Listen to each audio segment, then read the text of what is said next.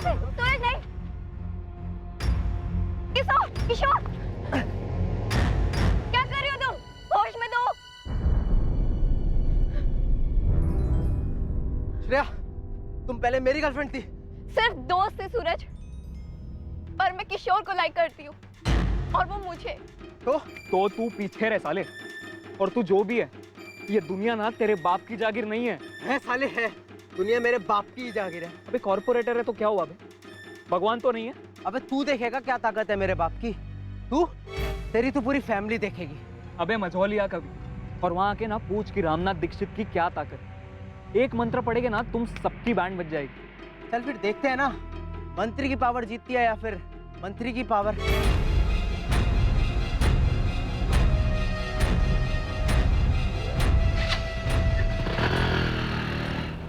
मैं किशोर के लिए डरती थी। सूरज ने किशोर को धमकाया था कि वो उसको और उसकी फैमिली को सबक सिखाएगा। जब 3 दिन तक मैं किशोर से कांटेक्ट नहीं कर पाई, उस दौरान मुझे सूरज मिला। श्रेया, बैठ ना, कॉलेज ड्रॉप कर देता हूँ तुझे। No thank you. अच्छा सुन ना यार, वो नहीं दिख रहा, क्या नाम था उसका? हाँ किशोर, कहाँ गया? सूरज, किशोर कहाँ है? मुझे क्या पता, मैं ध्यान में लगा कर बैठा होगा ना अपने बाप जैसी पावर पाने के लिए। मैं पूछ रही हूँ किशोर कहाँ है? देख श्रेया, तेरे लिए अच्छा यही रहेगा कि तू भूल जा उसको।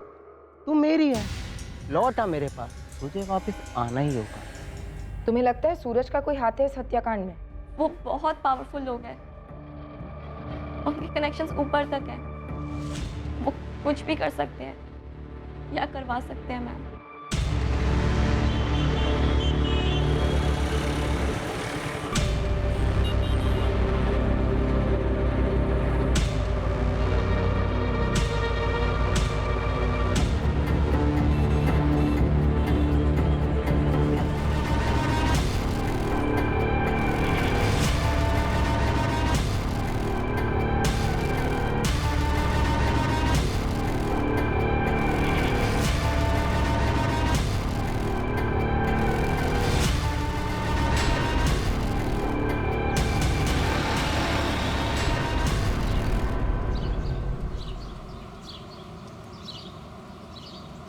गोपाल भाई, गोपाल भाई।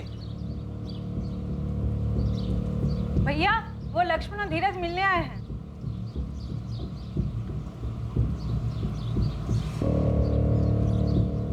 गोपाल भाई, एक बात थी जो हमने आपको नहीं बताई। क्या? पुलिस ने लक्ष्मण से गुरुजी की संदूक खुलवाई। और क्या धीरज? क्या हुआ लक्ष्मण? संदूक में नहीं थी वो।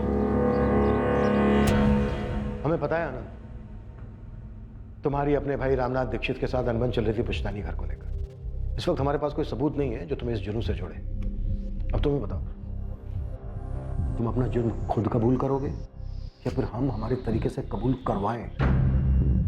कम से कम 2 लोग थे, शायद 3, जिन्होंने रामनाथ दीक्षित और उनके परिवार की हत्या की।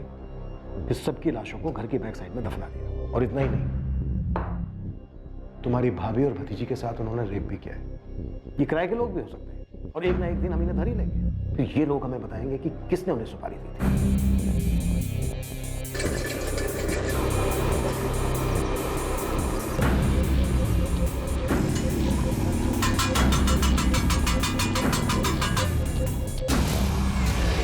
उस गोपाल ने चुगली की। हम तुम तक पहुंच गए आनंद, अब ये मैटर नहीं करता है कि रास्ता हमें किसने दिखाया। मुझ तक तो पहुंचना ही था सर। मेरे और भैया के बीच में पुश्तैनी मकान को लेकर इतना बड़ा मसला चल रहा था, सबको मालूम था। तुम्हारी दुश्मनी जाहिर थी, इसका मतलब ये नहीं है कि तुम शक के दायरे के बाहर। दुश्मनी नहीं थी सर, वो सिर्फ एक मकान का मसला था। और उस मसले के लिए इतना भयंकर कांड करवाऊंगा मैं? अपने भाई की हत्या करवाऊंगा? अपनी भाभी और भतीजी के साथ इतनी? सर मैं मानता हूं कि मुझे वो मकान चाहिए था, लेकिन ऐसे बिल्कुल नहीं, बिल्कुल भी नहीं। सर मैं साधारण सा व्यापारी हूं, इतना गंदा नहीं सोच सकता। मेरे भैया और भाभी को, बच्चों को, सबको मार डाला गया, उसके पीछे कोई और कारण है सर। और क्या है ये कारण? सर मेरे भैया बहुत कम उम्र से इस सब में शामिल थे उनके पास दैवी शक्तियां थी। उनको लोगों की समस्याओं के बारे में पहले ही मालूम पड़ जाता था और लोगों की समस्याओं को दूर करने की शक्तियां थी उनके पास। हमारे पास भी शक्ति है मुजरिम तक पहुंचने की, फिर चाहे मुजरिम ने कितनी भी चालाकी की। तो लगाइए ना शक्तियां, क्योंकि आपका मुजरिम मैं नहीं हूं। रामनाथ दीक्षित मेरे सगे भाई थे। रामनाथ की बेटी नेहा के कॉल रिकॉर्ड्स में काफी बार आया है। 16 जुलाई को उसे आखिरी कॉल इस माधव रघुवंशी के फोन से ही गया था। माधव, अब हमारे पास बस एक ही रास्ता है। मैं कब से तैयार हूँ। तुम तैयार हो? ठीक से सोच लो, सच में तैयार हो? मैं तैयार हूँ। मैं तुम्हारी होने के लिए कुछ भी कर सकती हूँ। तो आज रात कर दें? हाँ, जब बोलो तब। 16 जुलाई की रात को फैमिली का एक कॉल्स में से ये लास्ट कॉल था? जी सर। इस माधव को ले आओ। हो सकता है नेहा ने माधव को कुछ बताया हो, उस रात कुछ हुआ हो इस कांड से। जी सर, माधव को मैं अभी बुलाती हूँ। और sir, Manchanda sir corporator Dharmendra Gupta के बेटे सूरज गुप्ता को उठाने गए।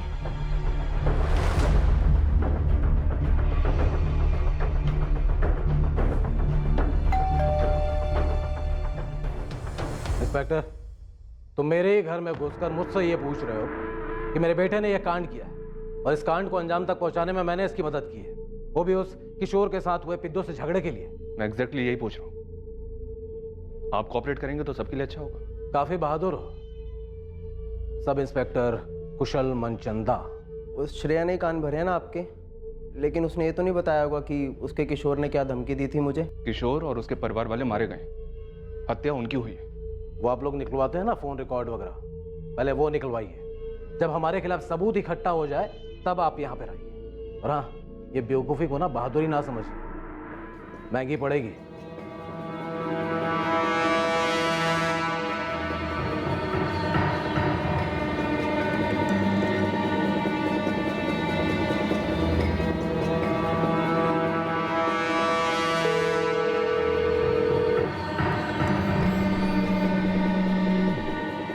श्रेया, तुझे दिखता क्यों नहीं है? हमारी तकदीर में था मिलना और तकदीर ही मिला रही है।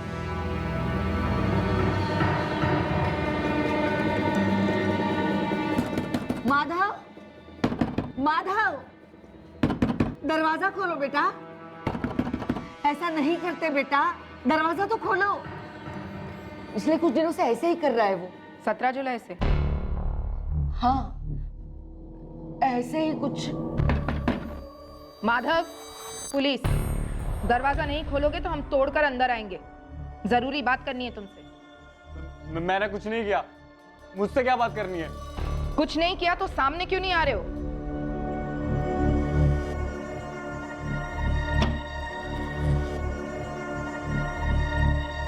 सोलह जुलाई की शाम को उस घर में आखिरी कॉल तुम्हारा था, नेहा दीक्षित को। क्या बात करनी है आपको? बात थाने में होगी। देखो माधव, चुप रहकर तुम अपनी खुद की कब्र खोद रहे हो और हमें यह सोचने पर मजबूर कर रहे हो कि रामनाथ और उसके परिवार की कब्र तुम ही ने खोदी। नहीं सर, ये क्या बोल रहे हैं आप? तो सच क्या है? क्या हुआ था?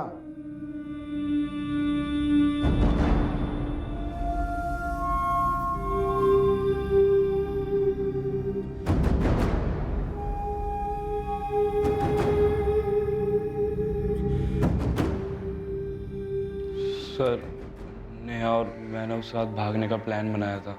तुम दोनों भागने वाले थे, ये बात हुई थी फोन पर? जी सर, सीरियसली बोल रहा हूँ नेहा, आज रात। मैं भी कम सीरियस नहीं हूँ माधव। आज रात तो आज रात। रात को 2:30 बजे घर से निकलकर बाहर आ जाना, मैं इंतजार करूँगा। रामनाथ जी, वो हमारे रिश्ते के बारे में जानते थे, सख्त खिलाफ थे वो। सारी दुनिया का भविष्य देखता हूँ, तो क्या खुद की बेटी का भविष्य नहीं देखूंगा? इस माधव के साथ तुम्हारा आगे कुछ भी नहीं है बेटा। लेकिन बाबा, हम 11वीं क्लास से एक साथ। अब आगे नहीं होगा बेटा। तुम आज ही माधव के साथ सारे रिश्ते तोड़ दो। शुरू में कठिनाई होगी, पर बाद में सब ठीक हो जाएगा। और मेरा विश्वास करो बेटा, अच्छा समय आएगा, बहुत अच्छा समय आएगा। हम दोनों कॉलेज टाइम से भागने का प्लान बना रहे थे। उस रात हम दोनों ही जोश में थे। मैं थोड़ी देर पहले उसके घर के बाहर इंतजार कर रहा था। लेकिन सर वो आई ही नहीं। फिर मैंने सोचा कि घर के अंदर जाऊं। घर पे ताला देखकर मैं शॉक रह गया। एक अजीब सा डर भी लग रहा था कि शायद उन्होंने बाहर आते हुए उसे पकड़ लिया और कहीं ले गए उसे छुपा दिया है सर। नेहा का फोन ऑफ जा रहा था सर और डर के मारे मेरी जान भी जा रही थी। और फिर मैंने सुना कि क्या हुआ था वहां। मैंने नेहा को खो दिया सर। मैं प्यार करता था उससे, शादी करने वाले थे हम।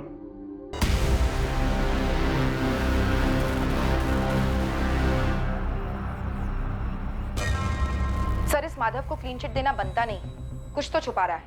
उसी रात भागने का प्लान बनाना अटपटा लगता है। सर मुझे लगता है कॉर्पोरेटर धर्मेंद्र गुप्ता और उसका बिगड़ा बेटा सूरज, ये दोनों इस कांड में शामिल हैं। और मैंने अभी तक आनंद दीक्षित को क्लीन चिट दी नहीं। मुझे उसका मोटिव स्ट्रांग लग रहा है।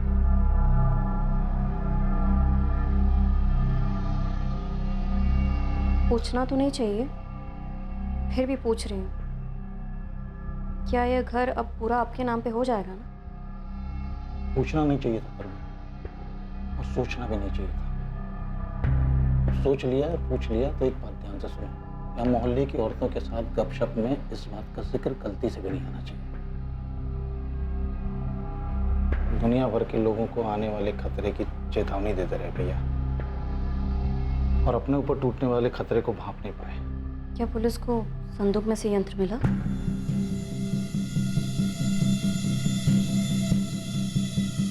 तुझे किसी भी बात की चिंता करने की जरूरत नहीं है। पुलिस अपना काम करेगी, उसे करने दे।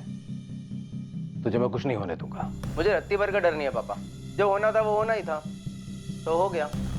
जो होना था वो होना ही था, सो हो गया।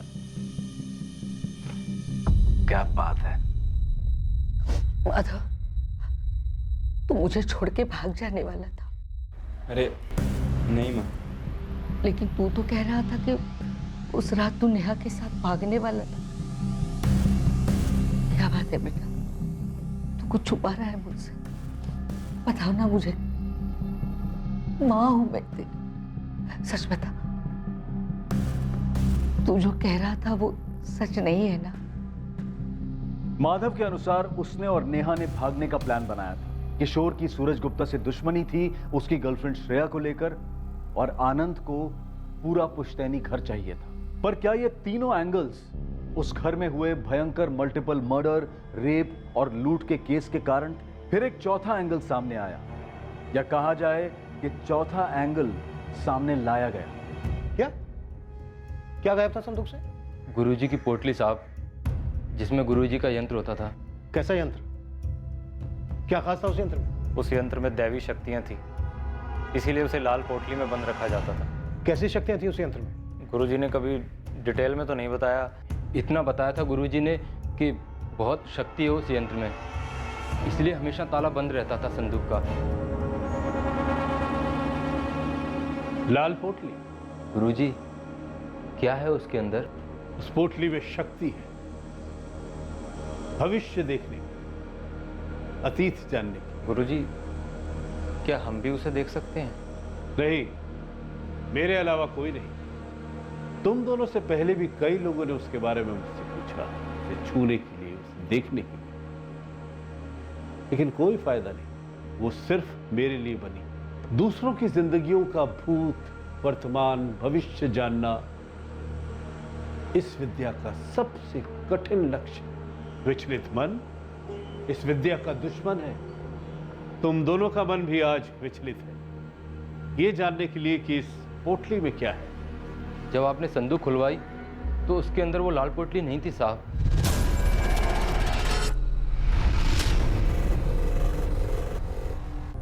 और ये बात तुम लोग अब हमें बता रहे हो? साहब, हम डर गए थे। हमें लगा कोई है जो इस यंत्र की ताकत को जानता है, उसी ने उसे चुराया है। और अब गुरुजी की शक्तियां उसके अंदर भी आ गई हैं। और हमने मुंह खोला तो वो हमें कुछ कर सकता है।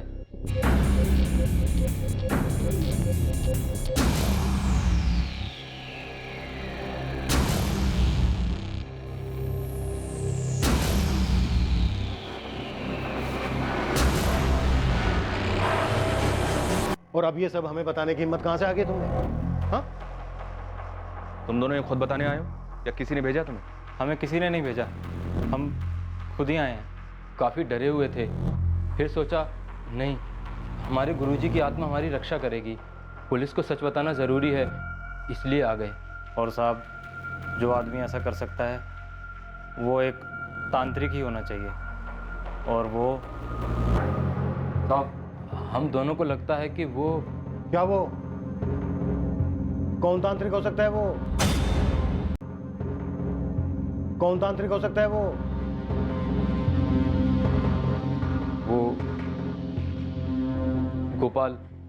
गोपाल जोशी हो सकते हैं। संदूक में वो लाल पोटली नहीं थी, यंत्र कोई चुरा ले गया है। क्या गुरुजी और उनके परिवार का कत्ल उस यंत्र के लिए किया गया था? बकवास मत करो।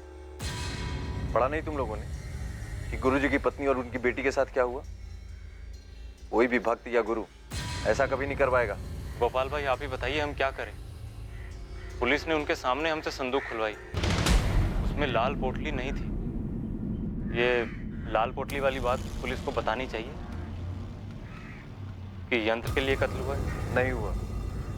तुम दोनों ये यंत्र की बात भुला दो, और पुलिस भी ये यंत्र मंत्र की बात पे विश्वास नहीं करती। यहाँ माजरा कुछ और ही है। लेकिन यंत्र गायब है। तो होने दो गायब।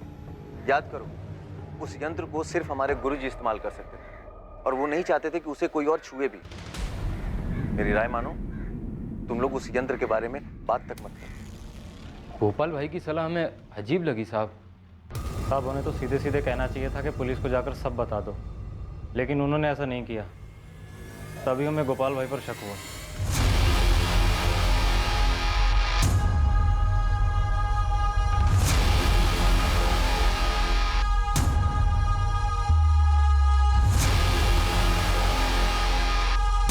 यंत्र? क्या बकवास है सर? सर आस्था है लोगों की। जो ये रामनाथ करता था वैसे तो बहुत सारे तांत्रिक करते हैं, लेकिन सर इस रामनाथ के पास काफ़ी लोग आते थे इस यंत्र के जरिए अपनी भविष्यवाणी को सुनने के लिए, अपने बुरे वक्त को टालने के उपायों को जानने के लिए। लेकिन ये यंत्र दिखता कैसा है और किस चीज का बना है? ये धीरज और लक्ष्मण का अचानक हमारे पास आकर इस यंत्र के बारे में बताना, अगर ये जेन्युइन टिप नहीं है तो फिर ये क्या है और क्यों है? संदिग्धों की सूची में अब एक नया नाम जुड़ा। क्या इस नए संदिग्ध गोपाल का सामने आना दरअसल पुलिस को गुमराह करने की एक चाल थी, ताकि वो लोग जो पहले से पुलिस की रडार में हैं वो बच निकले? क्या किसी इंसान के पास ऐसी चमत्कारी शक्तियां हो सकती हैं जिससे वो किसी दूसरे इंसान के अतीत को पढ़ सकता है और उसके भविष्य को देख सकता है? रामनाथ दीक्षित के संदूक से एक रहस्यमयी लाल पोटली भी चोरी हुई थी, जिसमें ये तथाकथित जादुई यंत्र था जिसे रामनाथ हमेशा सबसे छुपाए रखते थे। इस मल्टीपल मर्डर और रेप केस के पीछे असली कारण क्या था? पुलिस के लिए इस केस के सारे एंगल्स को छांटकर जुर्म की कहानी और मुजरिम की शक्ल दोनों को सामने लाना काफी मुश्किल साबित होने वाला था। लेकिन पुलिस असली गुनहगार तक पहुंची, और जब इस गुनाह का असली मकसद सामने आया तो सब के सब बुरी तरह से हिल गए। हम इस केस को अंजाम देंगे कल रात इसके दूसरे और आखिरी भाग में। अब मैं अनूप सोनी आपसे विदा लेता हूं, फिर मुलाकात होगी। याद रखें, आपके और क्राइम के बीच में सिर्फ इतना फर्क है कि आप कितने सतर्क हैं। सतर्क रहें, सुरक्षित रहें। जय हिंद।